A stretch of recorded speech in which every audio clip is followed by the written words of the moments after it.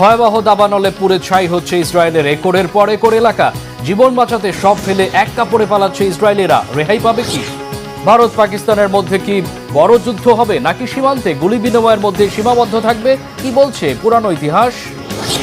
5 কোটির বেশি মানুষের মৃত্যু হতে পারে পাক ভারত যুদ্ধ হলে। সংঘাতে কোন দেশ কার পক্ষে অবস্থান নিয়েছে, কি বলছে হিসাব?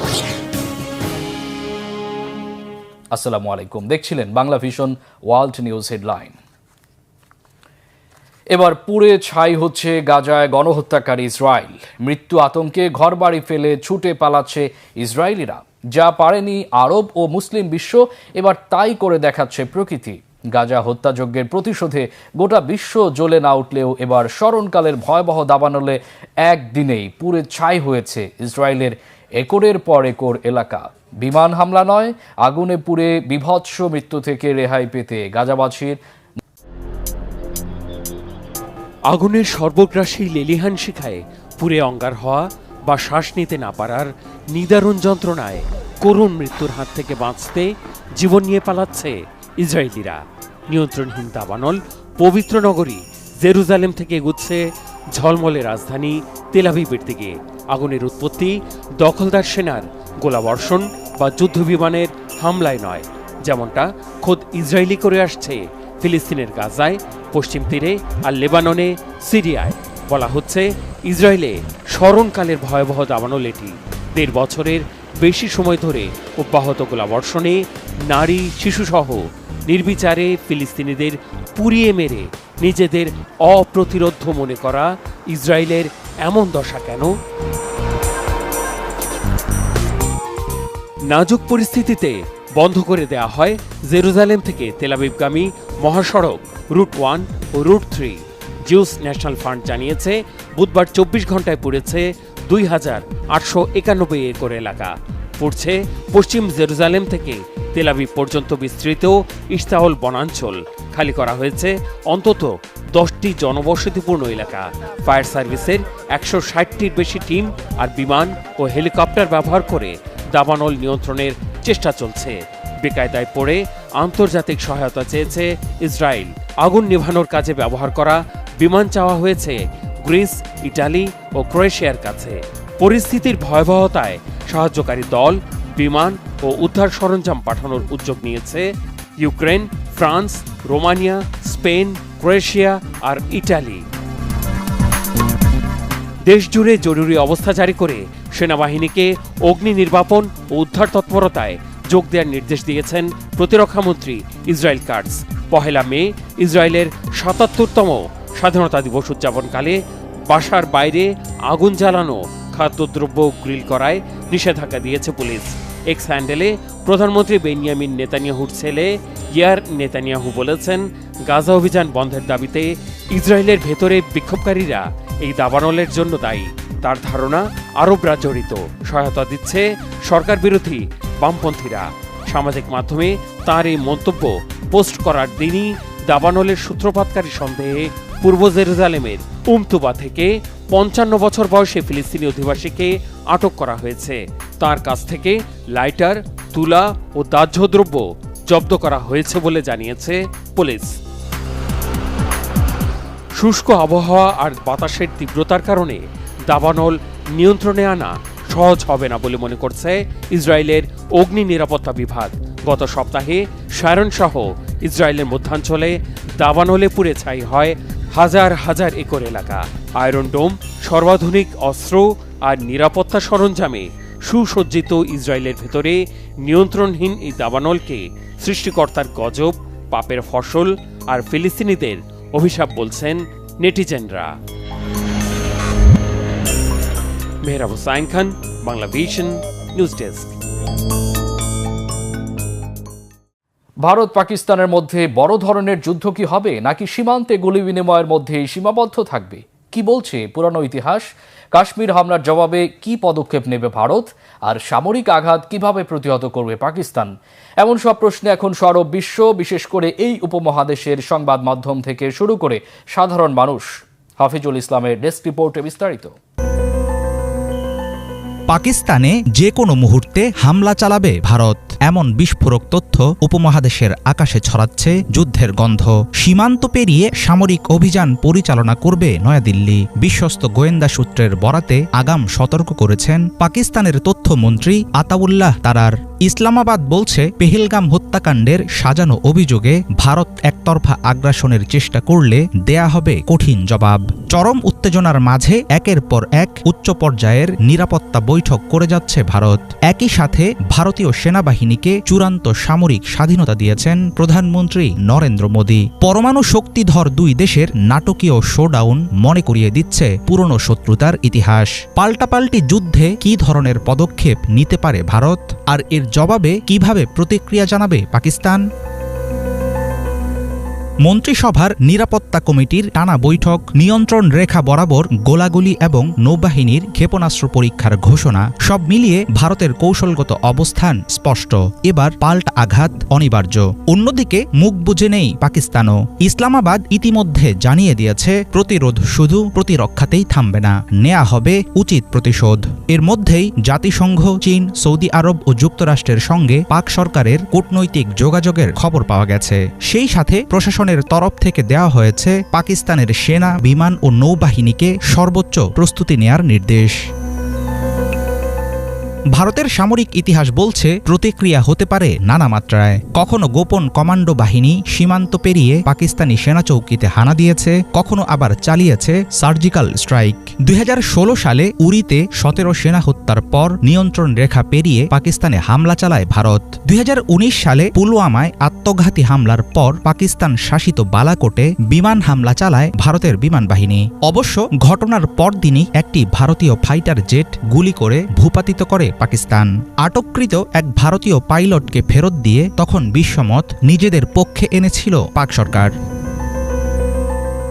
কাশ্মীর কিংবা নিয়ন্ত্রণ রেখা ঘিরে এর আগেও 4টি যুদ্ধ দেখেছে এই অঞ্চল: 1947, 1965, 1971 ও 1999। প্রতিটি যুদ্ধই তৃতীয় পক্ষের মধ্যস্থতায় পূর্ণাঙ্গ সংঘাতে রূপ নেয়নি। এবারের যুদ্ধ পরিস্থিতিতে নানা ফ্রন্টে অভিযানের প্রস্তুতির আভাস দিয়েছে ভারত। দূরপাল্লার ক্ষেপণাস্ত্র পরীক্ষা চালিয়ে দেশটির নৌবাহিনী সতর্ক করেছে, জলপথেও আঘাত হানার জন্য প্রস্তুত তারা। এমনকি পাকিস্তান নিয়ন্ত্রিত অঞ্চল দখলের চেষ্টাও করতে পারে দিল্লি। ভারতের প্রতিটি পদক্ষেপের জবাবে সমপর্যায়ের পাল্টা চাল দিতে তৈরি আছে পাকিস্তান।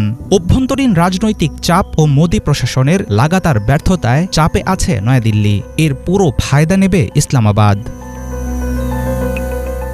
ভারত পাকিস্তানের কূটনৈতিক সংকট, রাজনৈতিক উত্তেজনা আর সেনা প্রস্তুতির মধ্যে সত্যিকারের এক যুদ্ধের কিনারায় দাঁড়িয়ে আছে দক্ষিণ এশিয়া। আন্তর্জাতিক মধ্যস্থতা না মেনে ভারত আগ বাড়িয়ে হামলা করলে সীমান্তে গুলি বিনিময়ে থামবে না ঘটনা। এর বিস্তার ঘটবে জলে, স্থলে, আকাশপথে, এমনকি ছড়িয়ে পড়বে অর্থনৈতিক ও সাইবার আঙিনায়। পাকিস্তানের প্রতিরক্ষা কিভাবে বাস্তবে রূপ নেবে তা এখনও অস্পষ্ট। তবে অভ্যন্তরীণ লাভ লোকসানের ভারসাম্য রক্ষা করতে গিয়ে ভারতকে চাপে ফেলছেন নরেন্দ্র মোদী। এর জেরে কিছুটা সুবিধা পাবে পাকিস্তান। সময় যত গড়াচ্ছে, প্রশ্ন এখন একটাই, যুদ্ধের বারুদে প্রথমে কে দেবে আগুন? হাফিজুল ইসলাম, বাংলা ভিশন। 5 কোটির বেশি মানুষের মৃত্যু হতে পারে যদি ভারত পাকিস্তান সর্বাত্মক যুদ্ধ হয়, এমন ভয়াবহ শঙ্কা বিশ্লেষকদের। তারা বলছেন, পাক ভারত যুদ্ধে পরমাণু অস্ত্রের ব্যবহার হলে তা গোটা অঞ্চলকে এক ভয়ঙ্কর, ভয়াবহ মানবিক ও অর্থনৈতিক বিপর্যয়ের দিকে ঠেলে দিবে। এমন পরিস্থিতিতে দুই পরাশক্তির প্রতিবেশী দেশগুলোর কি অবস্থান? পশ্চিমা দেশগুলো কি বলছে? কার পক্ষে কে? কি বলছে বাংলাদেশ, মিয়ানমার, চীন, আফগানিস্তান, নেপাল ও ভুটান, শ্রীলঙ্কা সহ পশ্চিমা দেশগুলো? ডেস্ক রিপোর্টে বিস্তারিত জানাচ্ছেন শহীদ আরাফাত। মৃত্যু হতে পারে 5 কোটির বেশি মানুষের যদি ভারত পাকিস্তানের মধ্যে সর্বাত্মক যুদ্ধ হয়। বিশ্লেষকদের শঙ্কা, যে কোনো সময় শুরু হবে রক্তক্ষয়ী যুদ্ধ। শঙ্কা রয়েছে পারমাণবিক হামলার। এতে ভয়াবহ মানবিক ও অর্থনৈতিক সংকট দেখা দিতে পারে গোটা ভারতীয় উপমহাদেশে। প্রশ্ন উঠেছে, উপমহাদেশের শক্তিশালী দুই দেশের সংঘাতে প্রতিবেশী দেশগুলো সহ পশ্চিমা বিশ্বের ভূমিকা কি হবে? তারা কি সরাসরি যুদ্ধে জড়িয়ে যাবে নাকি মধ্যস্থতাকারীর ভূমিকা রাখবে? এরই মধ্যে যুক্তরাষ্ট্র, যুক্তরাজ্য, তুরস্ক, ইরান তাদের অবস্থান জানিয়েছে। পেহেলগাম হত্যাকাণ্ড ইস্যুতে নিন্দা জানিয়েছে বেশিরভাগ দেশ। সংযুক্ত থেকে সমাধানের আহ্বান জানিয়েছে তারা। অস্ত্র দিয়ে পাশে থাকার প্রতিশ্রুতি দিয়েছে তুরস্ক। ভারতের শত্রু দেশ চীন সাফ জানিয়ে দিয়েছে যে কোনো পরিস্থিতিতে তারা পাকিস্তানের পাশে থাকবে। লাহোরে নিযুক্ত চীনের কনসাল জেনারেল ঝাও শিরেন বলেন, কৌশলগত সহযোগিতা, সামরিক এবং অর্থনৈতিক বিষয়ে পাকিস্তানের পাশে ছিল, আছে এবং থাকবে বেইজিং। তিনি বলেন, চীন ও পাকিস্তানের জনগণের মধ্যে গভীর বন্ধুত্ব রয়েছে। ভারত পাকিস্তানের মধ্যে উত্তেজনা কমাতে সংলাপ ও কূটনৈতিক প্রচেষ্টার উপরও জোর দেন চীনা কনসাল জেনারেল। এদিকে এই অঞ্চলে মোটামুটি বন্ধুহীন ভারত কাছে টানছে আফগানিস্তানকে। সাম্প্রতিক সময়ে ডুরান্ট লাইন আন্তর্জাতিক সীমান্ত নিয়ে পাকিস্তানের সাথে বিরোধ হয় আফগানিস্তানের, আর দুই দেশের এই টানাপোড়েনকে কাজে লাগাতে চাইছে দিল্লি। কয়েকদিন আগে আফগানিস্তানের রাজধানী কাবুলে তালেবান সরকারের সাথে বৈঠক করেছেন ভারতের প্রতিনিধিরা। সেখানে দুই পক্ষই রাজনৈতিক সম্পর্ক জোরদারে একে অন্যের পাশে থাকার ইঙ্গিত দিয়েছে। নেপাল, ভুটান, মিয়ানমার কিংবা শ্রীলঙ্কা এ পর্যন্ত ভারত পাকিস্তান ইস্যুতে সরাসরি কোনো পক্ষকে সমর্থন জানায়নি। বিশ্লেষকরা বলছেন, নিরাপত্তা ও পররাষ্ট্র নীতিতে ভারতের ঘনিষ্ঠ মিত্র ভুটান, তাই যুদ্ধ হলে তারা পরোক্ষভাবে ভারতকে সমর্থন দেওয়ার সম্ভাবনা রয়েছে। নেপাল ও শ্রীলঙ্কা অর্থনৈতিক ক্ষতির মুখে পড়বে, তাই তারা মধ্যস্থতার ভূমিকায় নিতে চাইবে। বাংলাদেশ এরই মধ্যে তাদের অবস্থান স্পষ্ট করেছে।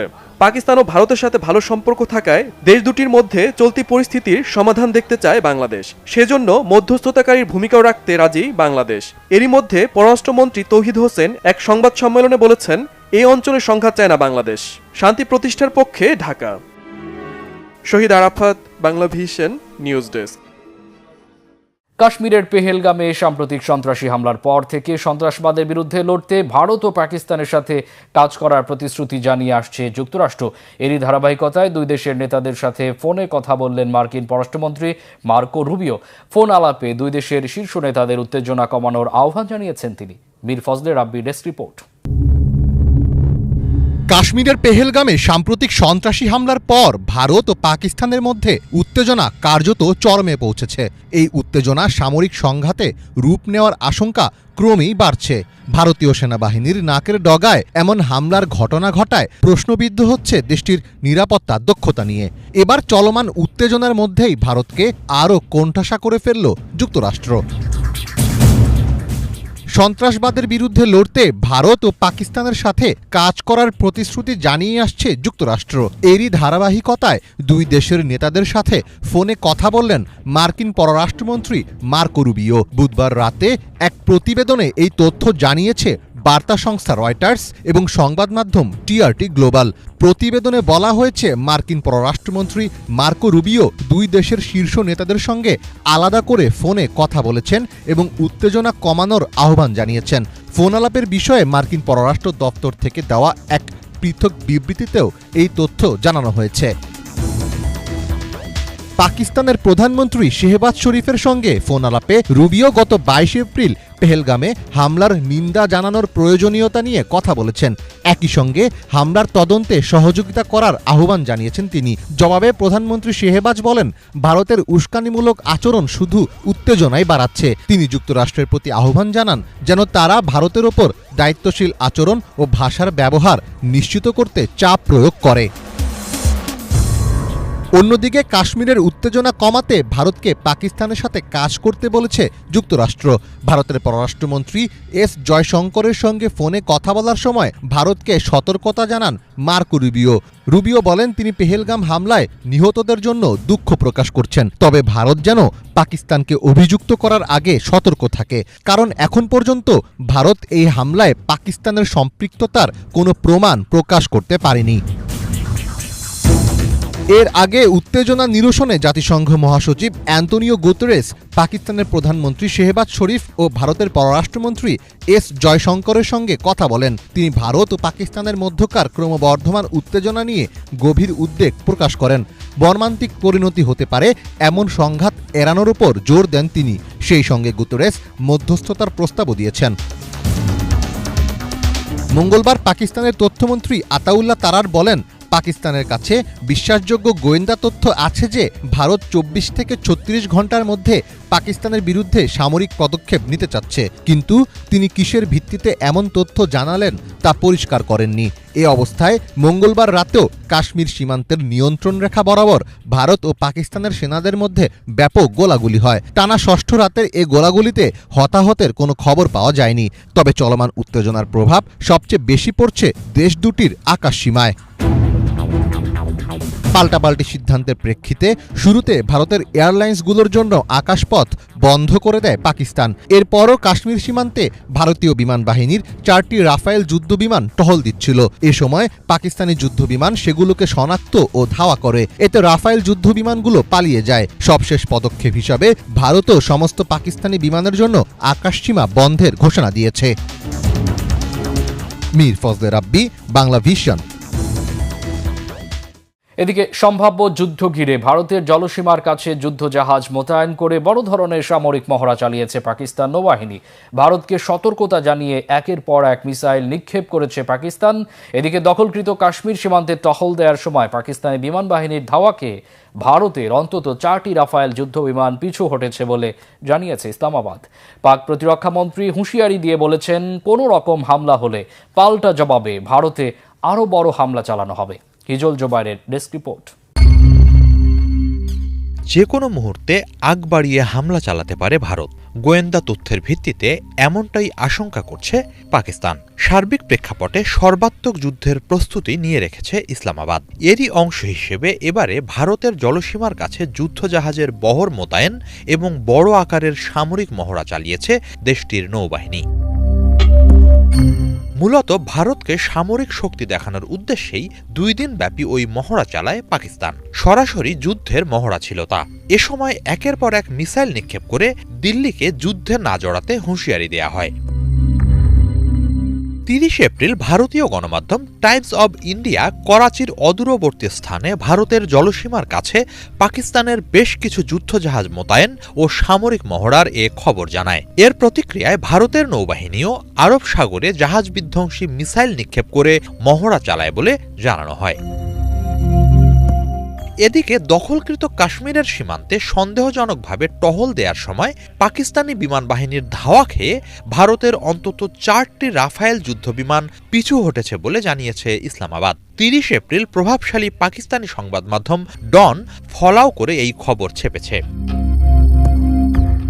ডন জানায় 29 এপ্রিল রাতে অন্তত 4টি রাফায়েল যুদ্ধবিমান সীমান্ত ঘেঁষে এলাকায় ওড়াউড়ি করছিল। তাৎক্ষণিকভাবে সেগুলোর অবস্থান চিহ্নিত করে বিমান বাহিনী। পরক্ষণেই সেগুলোকে ধরাশায়ী করতে সক্রিয় হয় পাক যুদ্ধবিমানের বহর। অবস্থা বেগতিক দেখে সাথে সাথেই পিছু হটে ভারতীয় রাফায়েলগুলো। ভারতীয় এসব যুদ্ধবিমান কাশ্মীরের নিয়ন্ত্রণ রেখা অতিক্রমের সাহস করে ওঠেনি বলে জানানো হয়। পাক বিমান বাহিনীর তাৎক্ষণিক তৎপরতায় ভয় পেয়ে যায় ভারতীয়রা। ভারত কোনো ধরনের অনুপ্রবেশ বা হামলার চেষ্টা চালালে তাৎক্ষণিকভাবেই জবাব দিতে সশস্ত্র বাহিনী প্রস্তুত বলে জানিয়েছে ইসলামাবাদ। এরই মাঝে ভারতের 2টি ড্রোন ভূপাতিত করার কথাও জানিয়েছে তারা। অন্যদিকে ভারতীয় বিশ্লেষকদের দাবি রাফায়েল পিছু হটেছে এটি পাকিস্তানের মিথ্যা প্রচারণা। নিজেদের সামরিক সক্ষমতা বাড়িয়ে দেখাতে এইসব অপতথ্য ছড়াচ্ছে তারা। এগুলো এক ধরনের মনস্তাত্ত্বিক যুদ্ধ। ভারতীয়দের মনোবল ভেঙে দিতেই এমন যুদ্ধ চালানো হচ্ছে। এরই মাঝে ভারতকে নতুন করে চাঞ্চল্যকর হুমকি দিয়েছেন পাক প্রতিরক্ষামন্ত্রী খাজা আসিফ। ভারত আগ বাড়িয়ে পাকিস্তানে কোনো হামলা চালালে তার পাল্টা হিসেবে আরও বড়সড় হামলা চালানোর হুঁশিয়ারি দিয়েছেন তিনি। এ ব্যাপারে কোনো সন্দেহ নেই। খোদা না করুক তেমন পরিস্থিতি যেন না আসে সেই আশাবাদ ব্যক্ত করেছেন খাজা আসিফ। ভারতকে অপরিণামদর্শীর মতো বেপরোয়া কোনো আচরণ না করার আহ্বান জানিয়েছেন পাকিস্তানের কারাবন্দী সাবেক প্রধানমন্ত্রী ইমরান খানও। হিজল জোবায়ের, বাংলা ভিশন। কয়েক সপ্তাহের আলোচনার পর যুক্তরাষ্ট্র ও ইউক্রেনের মধ্যে খনিজ চুক্তি সই হয়েছে। এই চুক্তির মাধ্যমে ইউক্রেনের খনিজ সম্পদের ভাগ পাবে যুক্তরাষ্ট্র। এছাড়াও ইউক্রেনের রাজধানী কিয়েভ পুনর্গঠনে একটি যৌথ বিনিয়োগ তহবিল গঠন করবে যুক্তরাষ্ট্র। মার্কিন ট্রেজারি সেক্রেটারি স্কট বেসন্ট এবং ইউক্রেনের প্রথম উপপ্রধানমন্ত্রী ইউলিয়া শরিদেস্কো এই চুক্তি স্বাক্ষর করেন। সই করার আগ মুহূর্তে দুই পক্ষই চুক্তিটিতে কিছু পরিবর্তন আনে। চুক্তির আওতায় কোথায় এবং কোন খনিজ উত্তোলন করা হবে তা নির্ধারিত করার অধিকার ইউক্রেনকে দেওয়া হয়েছে বলে জানিয়েছে দেশটির উপপ্রধানমন্ত্রী। যুক্তরাষ্ট্র সরাসরি আর্থিক অবদানের পাশাপাশি ইউক্রেনের জন্য বিমান প্রতিরক্ষা ব্যবস্থা প্রদান করতে পারে বলেও জানিয়েছেন তিনি। ইউক্রেনের কর্মকর্তাদের আশা চুক্তিটি রাশিয়ার বিরুদ্ধে যুদ্ধে যুক্তরাষ্ট্রের সহায়তা বজায় রাখবে। তবে এসব বিষয়ে কোনো মন্তব্য করেনি যুক্তরাষ্ট্র কর্তৃপক্ষ। খনিজ চুক্তিটি ফেব্রুয়ারিতে হওয়ার কথা থাকলেও মার্কিন প্রেসিডেন্ট ডোনাল্ড ট্রাম্প ও ইউক্রেনের প্রেসিডেন্ট ভলোদিমির জেলেনস্কির মধ্যে উত্তেজনাপূর্ণ আলোচনার পর তা ভেস্তে যায়। এই ছিল আজকের মতো, সাথে থাকায় অসংখ্য ধন্যবাদ।